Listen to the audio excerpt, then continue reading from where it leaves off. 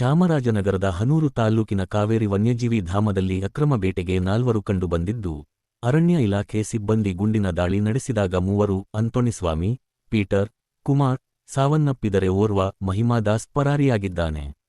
ಈ ಘಟನೆ ಹಿನ್ನೆಲೆ ತೊಮಿಯರ್ಪಾಳ್ಯ ಹಾಗೂ ಶಾಗ್ಯ ಗ್ರಾಮಸ್ಥರು ಸಹಾಯಕ ಅರಣ್ಯಾಧಿಕಾರಿ ಕಚೇರಿಯ ಮೇಲೆ ದಾಳಿ ನಡೆಸಿ ವಸ್ತುಗಳನ್ನು ನಾಶಪಡಿಸಿದ್ದು, ಪ್ರಸ್ತುತ ಪೊಲೀಸ್ ಬಂದೋಬಸ್ತ್ ಅನ್ವಯಗೊಂಡಿದೆ.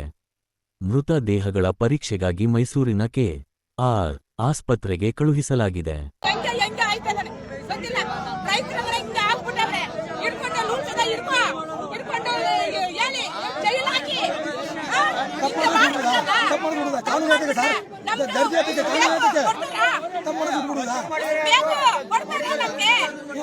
ನಾವು ಹೋರಾಟ ಮಾಡ್ತೀವಿ, ನಮ್ಮ ಸುಡ್ಬಿಡಿ, ನಮ್ಮ ಸುಡಿ, ನಾವು ಹೋರಾಟ ಮಾಡ್ತೀವಲ್ಲ, ಯಾಕೆ ನಾವು ತಪ್ಪಿದ್ದೀವಲ್ಲ, ಬಸ್ ತಡೀತೀವಿ, ನಿಮ್ಮನ್ನು ತಡೀತೀವಿ, ಎಲ್ಲ ತಡೀತೀವಲ್ಲ, ನಮ್ಮ ಸುಡಿ ಅದು ಕಂಡುಬಿಟ್ಟಿದಾರ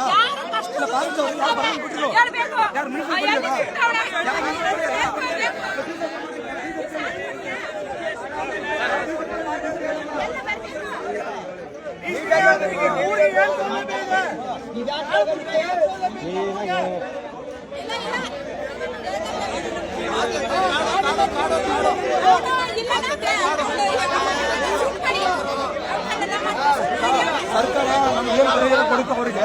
ಅದರಲ್ಲಿ 2 ರಟ್ಟು ಅವ್ರು 10 ಕೋಟಿ ಕೊಟ್ಟರೆ ನಾವು 20 ಕೋಟಿ ನಾವು ಕೊಡ್ತೀವಿ. ಅವ್ರು ಸುಟ್ಟಿಲ್ಲ ನಾವು ಸುಟ್ಬಿಡ್ತೀವಿ ಬೇಡ ಯಾಕೆ ಕೇಳಿದ್ರೆ